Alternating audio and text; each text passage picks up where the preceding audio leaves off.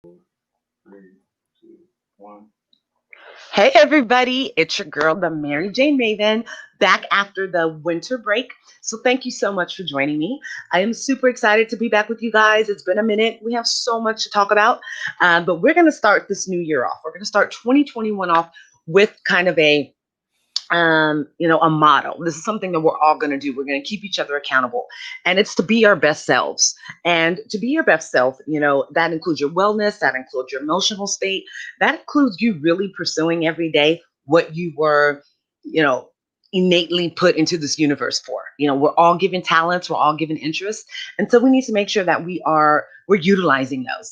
That we are nourishing those. And we want to make sure that we kind of keep ourselves accountable to be able to keep our heads above water. If we all know we've had a really crazy kind of tumultuous last year, since the holidays, since I spoke with you last, we've had we had the election after that, but we've had, of course, as today, we've had the new president come in. So I do want to congratulate our newest president, number 46. I like to call him Joe Biden. If you guys watch SNL, you know why I do that. But Joe Biden and our VP Kamala, which I think that was like part of the most beautiful part of the inauguration today. What I caught, because 9 o'clock here was 12 o'clock there. So by the time I actually got up, I was like, oh, yeah, okay, we can watch them walk in now.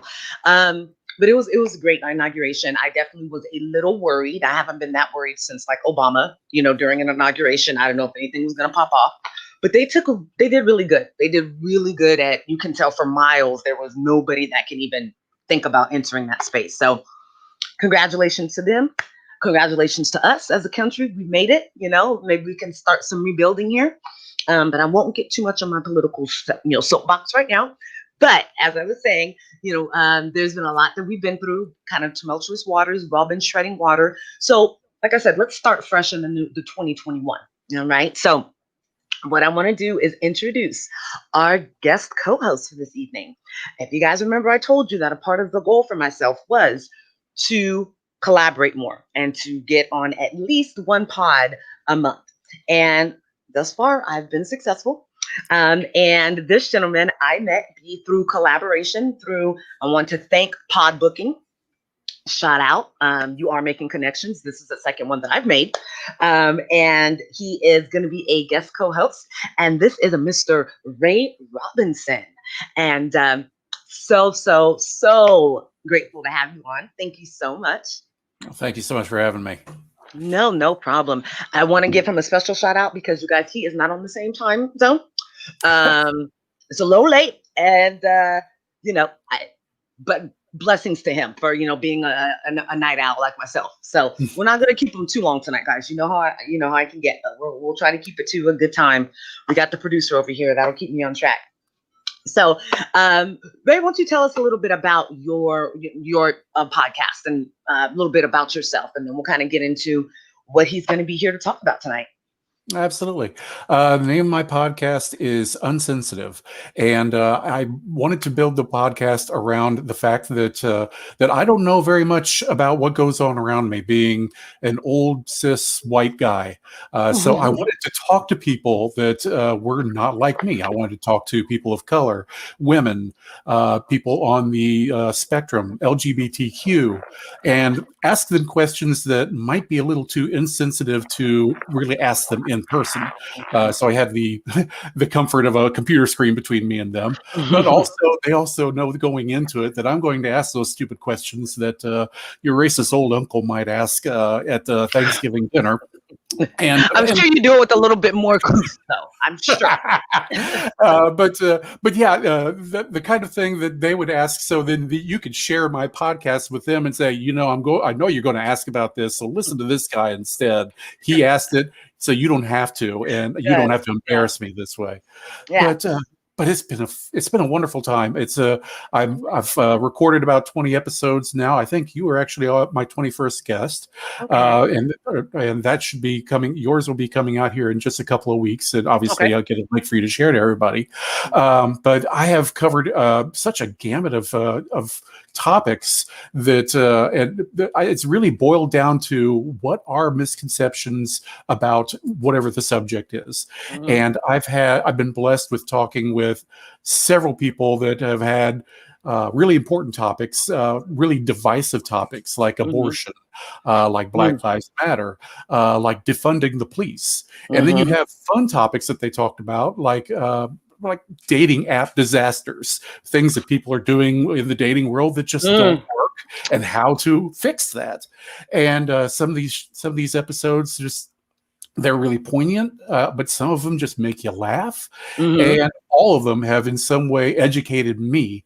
And since I'm hard to educate, I figured that somebody out there might actually be Way benefiting to from learn it. something. Yeah, that's awesome. I mean, I love the concept, and I love that you're still willing to learn. Mhm. We can get to a certain age, I think, and we think we know everything, and that we kind of either it's consciously or subconsciously we do that.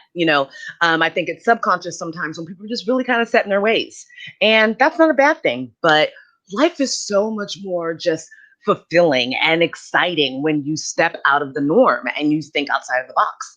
Exactly. So yeah, so having that opportunity that you have to have individuals on and allow them to voice their opinion or their expertise, and then you take something from that, and the fact that you don't cap any subject. I will share with you that I contacted someone, within the first couple of days of pod booking, and I mean, they were like, "I'm open to everybody." All da da da da da da. I contacted them, and oh well, marijuana is just not a topic that we want to talk about. And I said, well, that is not what it's not like. Maybe you should look at what your Podbean, profile says or pod booking, because that's not that's not what you said. So, um, you And know, there's 20 states out there that disagree with you right now right? too. Oh, I love So more that. Yes, yes. And yeah, remember, I mean, exactly. some of the most hardcore, Mississippi, for example. Hello, and the Aries side of me, the little petty side, really wanted to share it and kind of blast it out to everybody else. But I just went ahead and sent a very strong but polite, worded message, letting them know, I don't know what your experience is, but you start to do things like that. The podcasting is huge, but then again, it's small. Yeah. You never know the opportunity to cross, when you'll cross somebody's path. I mean, if you're a podcaster and you're on Twitter, it's like a whole different universe, and kind of know each other, even though through social media. So I had that experience, but like I said, I was very, very well pleased that you replied. You said, "Hey, what date's good for you?" Let's get the hookup. So I really appreciate that, and you can say, that you're gonna have a fulfilling life, or at least an opinion on a lot of like tabooish kind of topics. Mhm. Um, and like I said, I know that you were very open to learning about, my aspect and my opinion on marijuana and certain things that come along with that. So I hope that I was able to teach you something. Um, yes, and I have no problem. I like to talk, so I'll tell you as much as you want to know. But so guys, you know the drill. We're gonna get into a great conversation here in one moment with Ray, but we have the weekly show quote, and the weekly show quote pretty much, is your bullet points or like your little cookie cutter, what the episode's going to be. So this week's quote is from Kurt Vonnegut. And it's so funny, guys. If you guys have seen his name, I was like, oh God, is this French? How do I pronounce it? And it's completely Vonnegut. All right. Thanks to Auntie Google for letting me know that.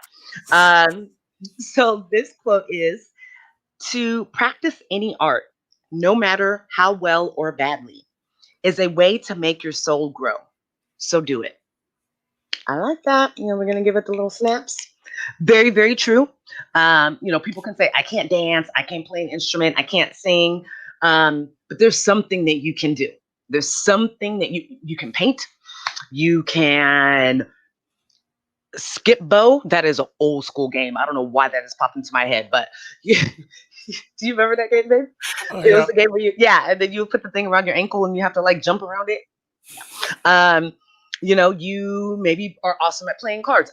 It doesn't matter. Like, we all have a talent and skill. And when it comes to art, there's so many different forms and there's so many different levels of it. So tap into it. Maybe it's writing, whatever. Just tap into it. It feels good. It really brings out the child in you when you create and when you have art. I tell you, my 9-year-old is he has to stay busy, guys. Okay, his energy is like on level 1,000. So in the past almost year, I've had to get really creative with things and go to the Dollar Tree. Get the words that say hello that you can paint. And let me tell you, that is so relaxing and soothing to just sit and paint. Just get some paint from the Dollar Tree. I remember with my oldest, I used to color. We used to lay right on the ground, lay on our tummies, and we'd color. And as we know now, there's adult coloring books. Like it's a stress reliever. But when you're relieving stress, it's because you're creating and you're doing something that's connecting you to your true self. So once again, do it, guys. Do it. So we're going to get into our spark and salutation. So I want to thank everybody for joining us after this little bit of a break. I am going to be utilizing a new product. And so I'll be telling you guys kind of how that works out in a bit here. But I am going to make sure I know the strain that we have here. Shout out to Chapo. So this strain is a sativa, and I cannot read the writing, so I can't really tell them what it is. It's scribble, according to the packaging. It's scribble. So that's the strain that I'm using tonight. But like I said, I do know that it's a sativa. You know me, can't do the indicas, or this would be the slowest and probably most boring interview ever. We'll go ahead and light up that. So everybody at home, get your edible, get your drink, because drinks are huge now. So you can get your medication through that. Get your bong, get your, whatever it is. And let's go ahead and light up and spark and salutations to everybody. And we're going to go ahead and jump into really quickly here. Because like I said, I'm going to keep on time. I'm going to keep good. So normally I'll tell you, right, I shoot the shit for a little bit longer. Talk about, some pop culture events. I talk about what's made me crazy and why Mary Jane helps to keep me sane. But we're going to go ahead, and I would love to hear more of your story, because we are talking about art and creating. And Ray is someone that has been in the acting field. And what I just read most recently on your information, you actually are kind of behind the camera. So you do a lot of the creating. You do in front of the camera, and you do behind the camera as well. And I think both are amazing. I like the attention a little too much, so I think I'll be stuck in front of the camera. But share a little bit about, or share everything that you can about that. How did you start? And I believe it was at age 5, correct? Yep. When I was 5, I starred in the school play as Timmy. Okay. And, I was one of the kids that was waiting up for Santa to come down the chimney. But my favorite thought about that is at one point when we were performing for the entire school, I completely messed up a line. I introduced myself as Timmy's sister. I have no idea why. To this day, I have no idea why I did that. However, once the entire audience stopped laughing at me, I picked it up and kept going. And that's when I kind of realized, I didn't get rattled here. And I kept going. That's kind of what you need to do when you're performing. Oh, yeah. And even though I've been mostly kind of like introverted and quiet and reserved my entire life, I actually, when I get up on stage and get to play a role, I'm a completely different person. I mean, figuratively and literally, but I actually come out of my shell a little bit. As soon as like the curtain drops and I take my bows, I go back to the shadows again. And but isn't that crazy? Because you just feel this energy, this spark from within you. I can definitely relate. I won my first talent show at 6. I did Janet Jackson Control. I was actually 7. Took the whole talent show. My cousins were in it. They were older. I talked so much crap to them to this day. I still do. But I just remember, being a little nervous, and you don't really understand nervousness at that age. You know that you little butterflies in your tummy, or you may have a lump in your throat, but you don't really get it.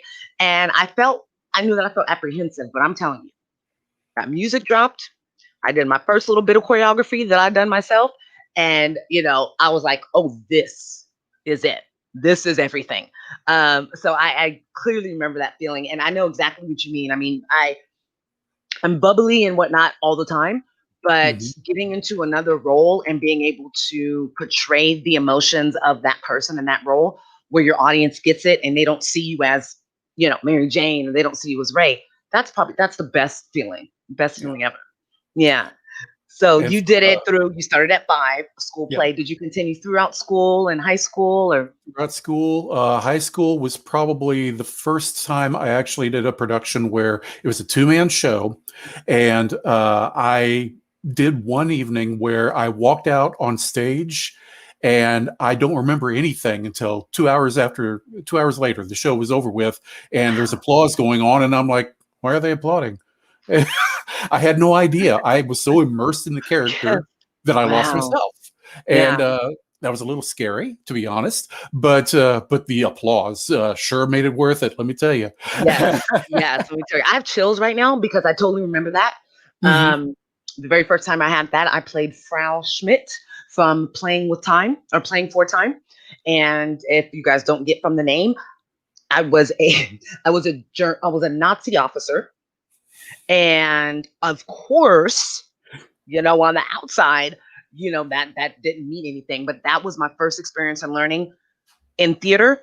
There's no color, and even there's no gender. That's how it started. Women weren't able to be in plays, and way back in the day during Shakespeare and whatnot. I think the very first time that Romeo and Juliet were on a stage, it was all young men. Yep. See, I do remember some stuff. My history teacher, I remember. But yeah, it's that emotion and being so into the role is, like you said, it's scary, but it's so satisfying. Um, I was so into the role. I had a slap in the in the middle of the play, and the girl was like, she really couldn't hear for like 2 weeks. Actually, Mm. can't hear, and I didn't really like her, so I didn't really care. But that, and then I've always wanted to do Grease, Hmm. always, and I wanted to do Sandy, of course, from growing up and singing the songs every summer with my friends.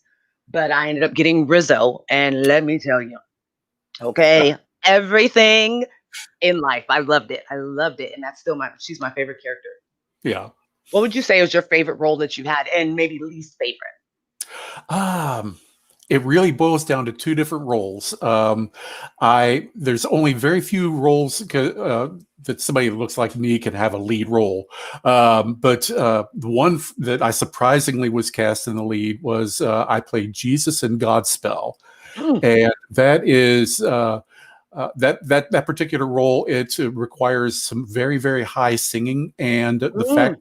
the fact that I nailed the notes, and got the attention for that, that was really one of those soul fulfilling roles. Wow. But the other role that I would say that kind of stands out for me most, just simply because it was on my bucket list, and it was and I worked so hard, and I actually donned an accent, and I couldn't lose the accent for a month after the show was over with.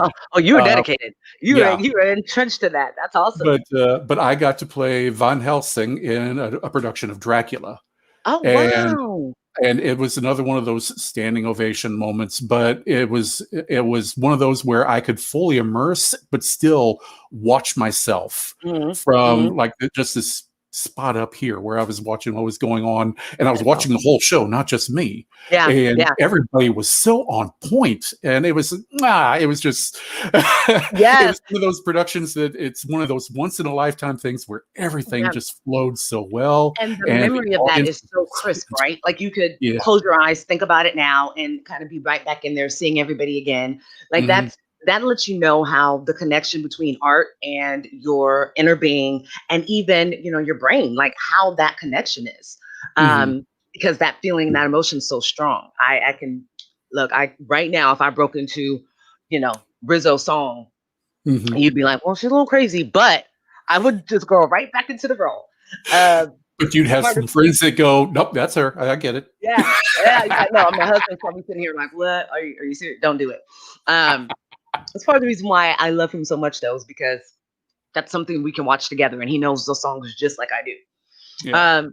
But yeah, so you had you said that role, and so I mean, it's kind of hard to say there's a role that you don't like if you're really creating, but was there ever a time when you were like, man, that's not what I wanted? Like, I might as well be on the crew and do the lights. Like, this is nothing. Was there ever a time that you had anything like that? Only one really stands out, and my friends will kill me because, well, one in particular will kill me because he actually wrote the show. But I was part of a theater group that did a lot of parodies at one point, and we did a parody of The Matrix, the whole trilogy. And the problem with doing a whole trilogy is you're trying to condense down 6 hours of movie into 2 hours of stage time.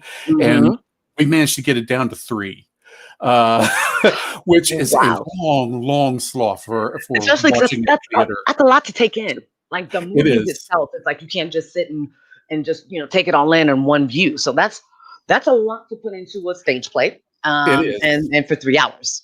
Yeah, and granted, I had some fun roles. I played the role of Cypher, which is Joey Pants's role, and then 2 or 3 other roles you pick up along the way because once the character dies, then you pick up another role. I played the Keymaster from the second movie. Oh wow! I mean, it's but it was so long, and all the jokes were kind of like in jokes that only people that had been in the theater there in particular would get. Yeah. And so a lot of it fell flat. It was horribly received. We still joke that it's still going on because it's like, yeah, that was 10 years ago. We aren't getting up to Act 70 yet. So long. But and it makes it hard to show up. He'll even say that joke too. Yeah.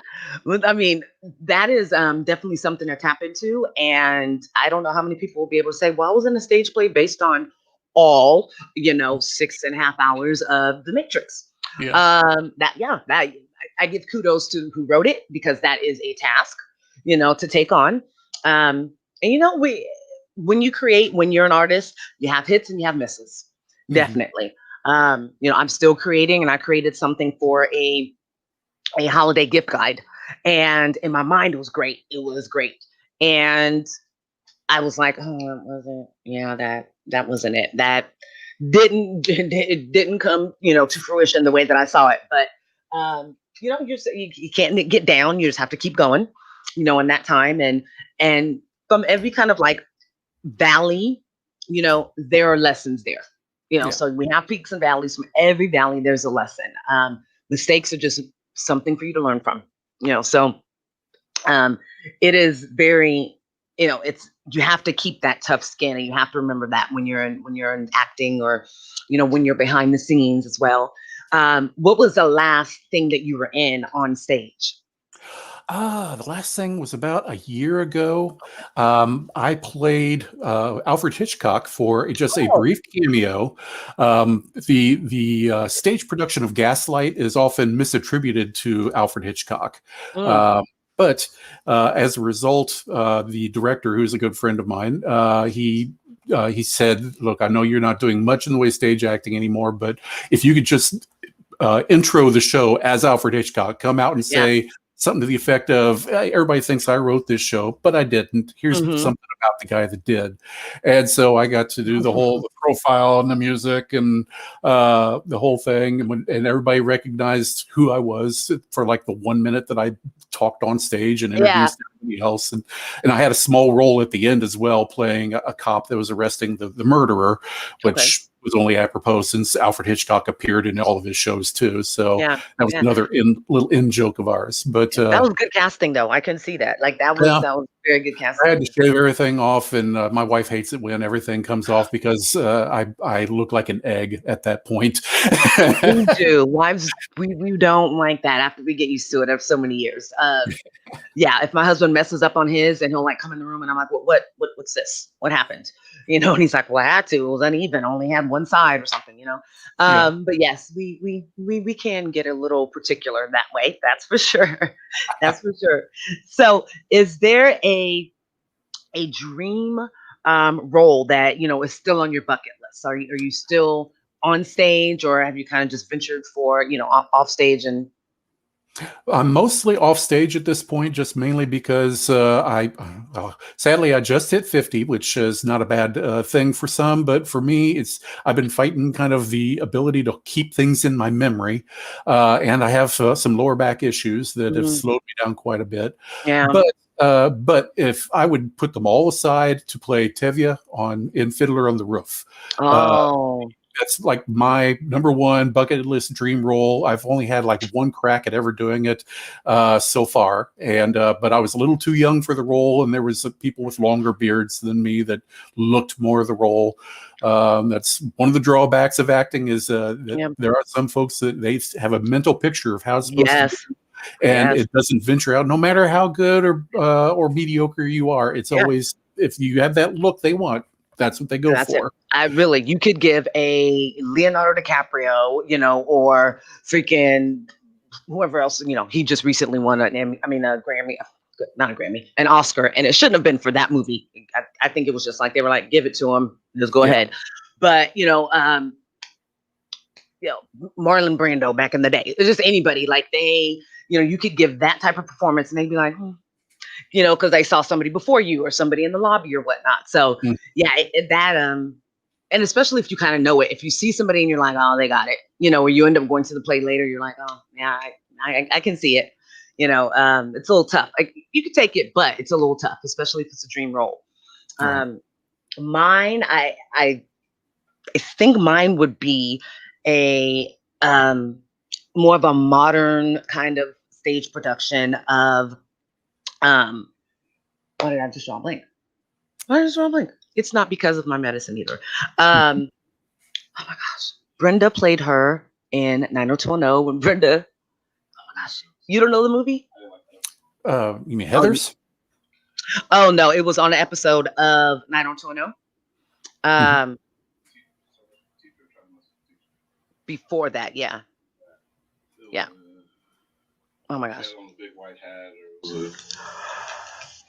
Yes, it wasn't that. It wasn't Cat. Why am I drawing a blank? Okay, I will let you know. I will let you know before we get over here, because I totally like it's tip of my tongue. So you would think that I would know it, since it's one of the things I want to do so bad. But I think of more of an urban version and just updated version of it. Then I don't know if you've ever seen the movie School Days by what's his name? Good Lord. The guy that does the flying movies. Babe, you know what his name is. School Days. Spike Lee. Thank you, Spike Lee. Gosh. Okay. So Spike Lee. So I know some of my listeners are like, that was some good scribble. But it's more of the fact that I haven't been feeling well the past couple of days. Haven't gotten a lot and the best of sleep. But it is a great, I just realized in the last couple of years, it's a musical. It's, it was his version and his ode to musicals and to Black theater. But I think it would be so awesome. And I think it would be awesome to kind of update it as well and have most of the cast be, high schoolers into early college. I think it would be fantastic. My husband's a teacher, and I always say, hey, do they have a drama club this year? Are they having anything? Because if I can't be in it, I would love to at least direct it, put that together. I think that would be awesome. Of course, I would do Grease again. I would totally do Grease. I mean, I don't know how believable it would be that we're all high schoolers, but I would totally do that again as well. So do you have anything coming up? I know with, the coronation that we've been forced to be on, and you're crazy. I'll sidebar really quickly. You were sharing with me that your area is just now being affected. Like your state is just now seeing where the numbers are not alarming, but just they're more prevalent. Well, it's a little bit more prevalent. Really, it's just more of my boss is finally taking it more Oh, seriously, okay, is okay. because we actually had a scare with one of our employees that she was rushed to the hospital. They didn't know what it was, and the nurse practitioner kept saying it's COVID. And she's like, but I Oh, tested negative. No, it's COVID. They I was gave her a thinking test. right It away. was not COVID. So Oh, but that it nurse sure does scared think my about boss enough to say, maybe we should all start working from our houses a little bit more. have that going. So yeah, so but no, it's been pretty strong here. We started out as one of the states here in Kentucky as one of the lowest with the infection rate, Yeah, but then it yeah. quickly climbed because we have a lot of folks that like to challenge the governor's Oh, yeah. suggestions, laws of wearing masks and closing down places, and I get it from them, but I also don't want my friends and family to get sick. I'm married to somebody that has autoimmune issues, and so I don't want it to make its way into my house, Oh, obviously. yes. So, My biggest thing is when I see people, I'm like, so you just want grandma to die? Like you just, yeah, I mean, and I being very, blunt with that, but that's what it is, guys. Like I had a conversation with a good friend of ours probably about a month ago, and he was saying that, in Asia and Japan, where his family is, they're just more communal, so it's easier for them to, I mean, of course, well, one, they've been wearing masks, for a long time, but the whole aspect of staying away from people and quarantining and being home and whatnot, it wasn't just so hard, for people there, just because they care about community more. yeah, And I had to agree with that. I think that we've definitely gotten a lot about ourselves, in the past few years. And what's crazy to me is everybody was kind of okay in those first couple of months. Everybody mhm, was TikToking, everybody was, baking bread and doing all the things that they said that they wanted to do. And then right as Memorial Day started peeking its head around the corner, that's when people had a problem. And it was because you couldn't take your boat on the lake. You couldn't go to Vegas, and it's how yeah, selfish is that, So I, California, where we are, and especially in Northern California, we just got off of we were on stay in shelter for 3.5, 4 weeks to bring our ICU numbers and hospitalizations back to like a normal percentage. Now, SoCal and Central California, no. Southern California, it's just like Corona's like, how you doing? I'm good. Stay right here. Well, yeah, it is, and especially there, they're going on about business, just like normal. And I've gotten used to actually wearing a mask. I could see this, I could see this for a couple of years, but also I have children in the house. I love my husband, love myself, don't want to go anywhere, prematurely. So um, it's quite crazy about that. But I did just remember I have two actually. So cat on a hot tin roof, mhm, and the ingenue, that the main character, of course, and um, Imitation of Life. I don't know if you've ever seen that film. Um, yes, yeah, so Imitation of Life, and I think that'd be great once again, updated. And obviously, I mean, color's not you're not supposed to see, but I would probably want to.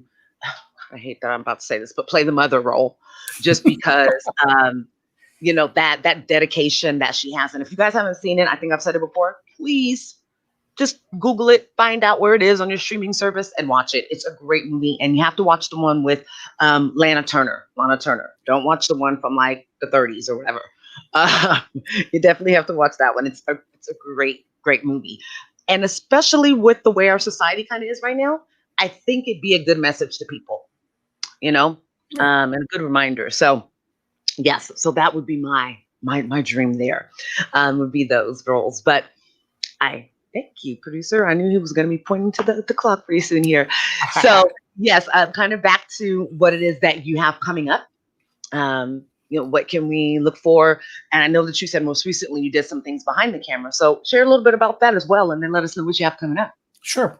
The main thing that came out just a couple of years ago is I made a web series about my time doing pizza delivery, and the reason I took it up, I mean, I've had a steady sales job for about 11 years now, but my wife had some major surgery that was scheduled on her neck.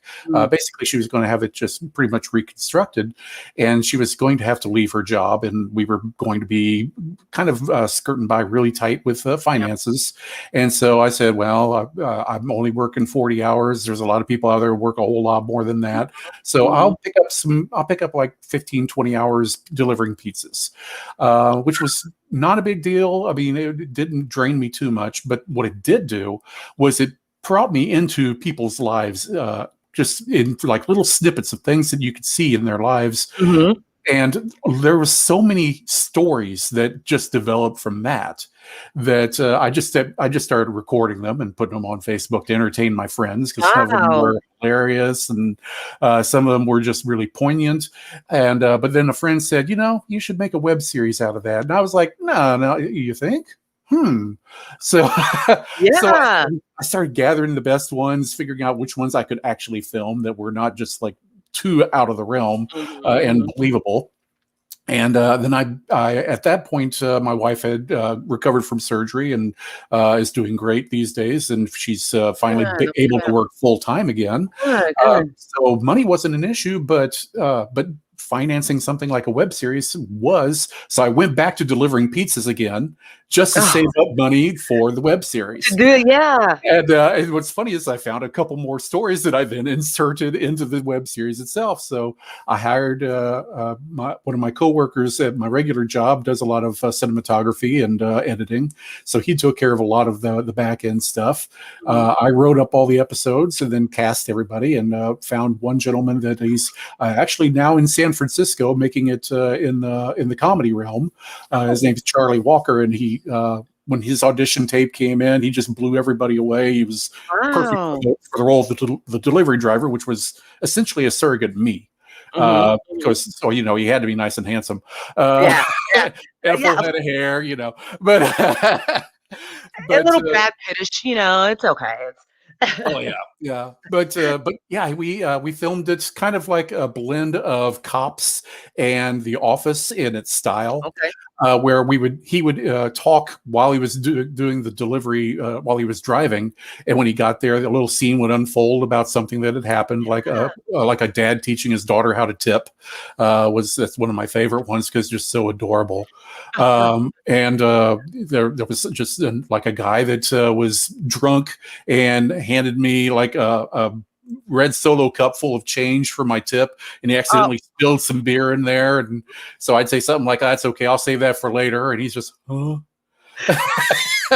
So just, but all these stories just worked to build just a little 7-episode series, and so I put it out there and submitted to a few festivals, and it actually won Best Web Series of 2020 for the Central States Film Festival, which is states around Indiana, Kentucky, Missouri, in that area. And I don't know how many competitors I had. I'm going to presume 55,000, and I beat them all. That is awesome. Congratulations. That is really cool. I kind of wish this was still going on, that you still have the series. What was the name? And is it on YouTube, or is it anywhere like on your Facebook, or anywhere that we can still catch up with it? Yeah, actually, all my individual projects I link through a website that I have called creativelouisville.org. Okay. And there's some of the things that are on there, including a link to my podcast, as well as to Deliver Me. A couple of the other projects that I've done that I kind of promote, one of which is like a 30-minute rapid fire version of The Princess Bride. And it's a stage production that we do that we've toured several gaming conventions. Before COVID hit, we had a regular once-a-month gig performing here in Louisville. Nice. And also the most recent thing that I did, I have a father-in-law that is a published author. He's had about 22 books published, and one of them, it was just really hardcore, a really gritty thriller called The Bitch, and that's actually short for habitual offender. because Oh, the okay. crux of the story, in Indiana, you have the 3 strikes law. If you commit the same crime three times, you go to jail for life. And he himself was a felon. So a Oh, lot of this stuff was really, really personal knowledge. But yeah, yeah. but he Oh. built the story. It's that classic story of the guy that's out of the joint and he's trying to go straight, and his friend comes back to him for one last job. Hmm. And so we did an audio drama of this, since it was the time of COVID, and a lot of folks were redoing things like the Princess Bride movie, Yes. episodes of like Community and The Office. The original cast members would gather over Yes. Zoom Yes. and I perform. lo- I'm a huge fan. So yeah, anything that they do, I'm, get notifications. I'm like on it. But that's Yeah. really funny that you mentioned that, because, and while I'm looking down, I'm just kind of typing in and keeping the notes here. So I'm actually looking up the book, and I looked up Charlie. Um, and I think it's like, it's awesome what you do. And I think the web series idea, I was actually thinking audio readings of it, like an audio, I mean, like a dramatic podcast. Yeah. Kind of reinventing it or just putting it back out there, which may be a little more affordable, you know. But I don't know why. It's just, I always say I'm kind of psychic. Or it's just the way my brain works at 1,000 miles per hour all the time. But while you were discussing it, I was like, oh my gosh, you totally should start like a podcast about that. Mhm. And I'm sure, from drama, you covered, radio dramas and radio plays, before there was major TV or even TV at all. And I remember covering that and doing a, kind of an old timey radio, like from the 4D kind of style radio play. And I loved it. And I loved it. And I just recently found out that there's a whole genre in podcasting just for that. So yeah, so that's just kind of what popped into mind there. But that's fantastic. I mean, I think, you have a couple of options on how you can put that art out there. But I did want to ask, what is your father-in-law's, what is the author's name to that? Because I definitely want to make sure that this is in the information. His name is Les Edgerton. Okay. And I think the most recent book he put out is a little novella called Hard Times. And he draws upon his personal life quite a bit. So a lot of his writing is very deep and dark, and it's too dark for my wife. His own daughter will not read his work because it gives her nightmares. Mm-hmm. But it's actually Probably wondering, like, what is this true? Where did he draw from this? Yeah, I can get that. But you guys, if you guys are interested in it, like I said, the information will be in the liners, of the show. But it was very easy. Auntie Google came through again, found it very quickly. So I'm gonna go ahead and add that to my, to my list there. And of course, we've had your website running across the bottom the entire time. So hopefully you guys got that to be able to check out the talent that he has. So the most recent thing would be the webisodes, and is there anything else that you've done, like, in the past couple of months, since the yeah. One thing that I did pretty much for fun and on a lark, really, was when everybody started locking down about March, April, and all these performers and actors were like, "Oh my God, what am I going to do?" And I was part of an online group of people that were talking about what could be done, and I said, "You know what? Let's just recreate Star Wars, and everybody here, you film this, send it to me, I'll splice it all together, and we'll make an episode out of that." And it's also on creativelouisville.org. It's called COVID Wars. We only wound up doing 3 episodes because people finally started acclimating and their attention started drifting elsewhere. But the first episode is just hilarious because I told people, either dress up as a rebel agent or a stormtrooper and stand around going pew pew pew pew pew. and, I cast certain people in key roles. My wife was 3PO. She'd never acted before in her life. And I was like, it's not important that you know what you're doing here. We're remaking Star Wars. That's what makes it good. Yeah, with a little like, oh, okay, well, that was okay. Well, that's how they're going to deliver it. But it definitely adds to to the allure and the entertainment factor. Yeah. Yeah, that's really cool. My husband's huge Star Wars fan. This over winter break, he was like, I am going to watch all the Star Wars all over again. And I am not, but I did, sit around and learn a bit. Luckily, right before that, he got me into The Mandalorian. Yeah. So, that added to me watching it. Although Mandalorian's hands down way better. Sorry, all the fans of Star Wars, but that is a great. Most of them will agree with you. Most of them will tell you they really figured out the formula right. So it's right. That's good. I was a little, if you guys haven't seen it, there's a scene where he like takes off his thing and I'm like, oh, don't do that. That kind of ruins it. I don't want to see what you look like. Really good. Disney Plus did it. Okay. I'm so waiting for the new season. But that's fantastic. I mean, like I said, I will definitely talk offline. I'll send you a couple of emails, but I'm thinking like, oh, you should do this. You should remake this. You should do this. I'm just having 9,000 ideas running through my mind there. I think what you do is just so, you're kind of creating your own niche in a way. You're not allowing yourself to have your creativity kind of wither away. And a lot of people need to realize, like, when you get into a space of kind of being funky, it's because you're not creating. If you've gone from being a creator to not, you always have to be creating something. So I love that your ideas, and I love that you have access to them, and that you do it because of the love. You're not doing it because you're trying to get rich or go viral or anything like that. right. I think that's really cool. I think that's awesome. So anything else coming up soon? Anything that we can anticipate?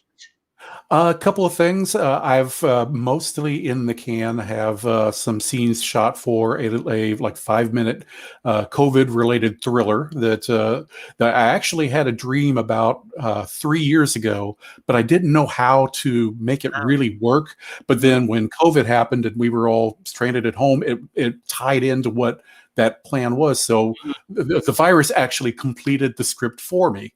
And so I've kind of filmed a little bit of that since most people are filming from home. I'm planning on filming myself. I just never got around to it because I'm trying to move as well, and I have half my stuff packed. So I had to go fish out my camera. I've got it stored up here for when I finally get around to filming that part of it.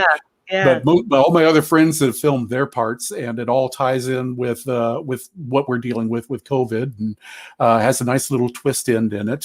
So I can't really say much without giving away any of it. But of course. But all this, you have to kill us, right? No, precisely. But everything I do, I try to do kind of like resume building for the next thing that I want to fund. And the next thing that I've been wanting to do for about 2 or 3 years now is actually do a short film about Abraham Lincoln's duel. A lot of people do not know that Abraham Lincoln was challenged to a duel once, and the story behind it is fascinating, and it's in many ways just hilarious as well, because it was almost a joke that it just kind of blew up in his face, and it just got bigger and bigger to where he realized, now I have to do this duel. And but it's got some wonderful quotes in it, and like the end of it, I'll give you the main quote that will pretty much be the summation of it. Is somebody from the press asked him, "Was it true that at one point you were challenged to a duel?" And he said, "I will not deny that it did not happen, but if you desire my favor, you will never bring it up again." So I was like, "Oh man, I got to do something with that." pretty boss of them. That's pretty like, don't push me, okay? Close to the edge. No, I kind of like that. I like that. Well, I know I'm looking forward to it. I definitely like learning new tidbits and things, because our ideas of people are all just kind of spoon fed to us. Especially historical figures. So being able to find out, like, hey, and make them much more of a person, instead of this persona or this just, enigma per se. It's really good. It's interesting. I love that. I love that so much. I definitely be looking forward to it. We're going to keep in touch. So I'll know, when you're ready, the next few years, like you said, to bring that out. I think that's fantastic. Congratulations to you on that. Okay. I definitely, I'm going to be doing a little stalking. Of course, I'll be a little, Stanish, going into and watching everything that you've created thus far. Good content and new content is always something to have, especially since we finished The Boys, it's like nothing else to kind of binge on right now. I did just purchase a firearm, so I have been watching a lot of YouTube reviews and things like that, but can't continue to do that because then I want to buy some more. But as I said at the beginning, I don't want to keep you too long, and we're just past about 45 minutes. So what I want to do is talk about your pod session. I know we talked about it right beforehand. Is there a podcast that you're just obsessed with? One that you can't miss. It's always on. You re-listen to episodes. Mhm. It's a little bit self-serving to say it this way because they are the ones that kind of sponsor my podcast and help kind of bring me to my format. But the guys that run Fearscape Media, they have the core podcast that started everything, Fearscape. Okay. What they do is Stefan and Josh, they will talk with people that that have experienced everything unusual, paranormal. They've actually gone to various haunted locations and recorded there. They've brought in people that have had alien encounters, and it's just fascinating. Number one, because the stories that they find and talk about are just really, really intriguing. Whether you believe in what's going on or not, it doesn't matter because it's just really good storytelling. Yeah. But the two, they also, like Stefan is a master at improv, and Josh is just right there with him. And when they get talking and riffing, they just make it an enjoyable conversation. They'll especially if they start talking a little bit more about things that might tie into like movies that they both love, and you see them kind of just they forget almost that they're doing a podcast. Yeah. I've definitely been there. That's awesome. I'm gonna check that out because I love stuff like that. I think that we all, when you're a child, you have that awe and everything, and you kind of believe everything, and then we get cynical, and I think sometimes we're so cynical that we don't look at, I don't want to say the lessons learned, but what you can learn from situations like that, or where you can learn from stories like that. But I also believe in, angels. I also believe in, spirits, but good ones. And there are some bad ones out there. Look at this country. I mean, everything. Look at this world. There's some bad blood out there, some bad souls. But I love that. So I will definitely be following them, and my listeners and watchers, please go check that out if that's something that you're interested in. And once again, I'll have the information for probably like their Twitter and the liners here. So we like I said, I don't want to hold you all night, but I definitely want to thank you so much for your time. I think this was a great example to people, especially those that maybe as well were in drama or in theater, or maybe they sang in a band back in the day, and that bass is sitting over in the corner and just getting dustier and dustier. Maybe that book that you want to write, it's deep inside of you. I have one, it's coming. And do little things like go on vocals are great, a great platform, especially if you have anything written, if you have audio. It's a great place for you to kind of get that creativity out and share your stories and actually kind of get a little bit of money for it. So, and you guys check that out if it's something that you want to do. Check your local city right now, because everything's kind of shut down. There may not be the interaction for you to go into the community theater, but everybody's kind of pivoted and doing things virtually. So maybe you'll be able to find that, or do what Ray did. Create your own. We all have crazy experiences. I worked at a grocery store. I worked at a Papa Murphy's back in the day. Call centers. I'm telling you, I could probably come up with a great little webisode, based off a call center. That's a whole world in itself. So, take your experiences, take your interest, and get it out there. Let your opinion and have your voice be heard and have your talent be shared.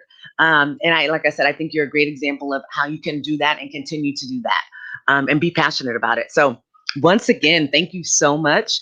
You guys, please go subscribe We've had all of his information running across the entire time, and we will have it in the liners. But why don't you take the opportunity to let people know where they can find you and maybe connect with you?